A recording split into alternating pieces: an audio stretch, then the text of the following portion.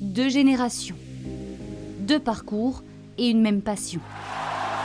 Entre celle qui rêve encore de tout gagner et celui qui a déjà vécu la compétition, le vélo se transmet autant qu'il se pratique. Ils ne se connaissent pas vraiment, ne se sont jamais rencontrés pourtant dans la grande famille du vélo.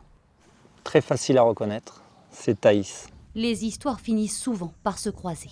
C'est Mickaël Delage qui est un ancien cycliste chez FDJ et ancien poisson pilote d'Arnaud Démarre. D'un côté, Mickaël Delage, 17 ans de peloton derrière lui. Moi, le vélo, ça m'a apporté beaucoup de choses émotionnellement, mais aussi sur la façon de vivre. Et ça m'a appris beaucoup sur de travailler en équipe. De l'autre, Thaïs Poirier, jeune espoir du cyclisme féminin. 2 fois championne de France, elle trace aujourd'hui encore sa route.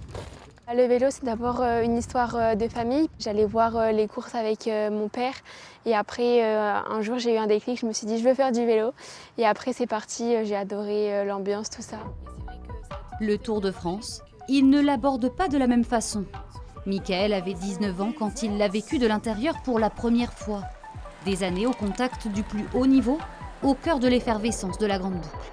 C'est la plus grande course au monde. Quand on est professionnel, si on ne fait pas le tour, c'est un manque à la fin de la carrière. Donc oui, c'est un aboutissement qui se rajoute à la carrière. Oui. Moi, j'ai toujours regardé le Tour de France à la télé, donc c'est vrai que forcément, c'est quelque chose qu'on admire tous, je pense. Enfin, savoir que c'est possible, qu'il y a des chances que je le fasse un jour, c'est vraiment bien. Reste alors entre les sportifs ces conseils à transmettre, comme un relais. Prendre son temps, ne pas trop en faire quand on est très jeune, faire d'autres sports. Et ensuite, oui, s'ils ont l'ambition de se tourner vraiment vers le vélo, ils ont le temps pour se consacrer uniquement à ce sport-là. Eux, comme les 184 coureurs du Tour cette année, ont choisi de consacrer leur vie au vélo. Dans quelques heures, le peloton traversera la Dordogne. Au bord des routes, il inspirera peut-être de futurs champions.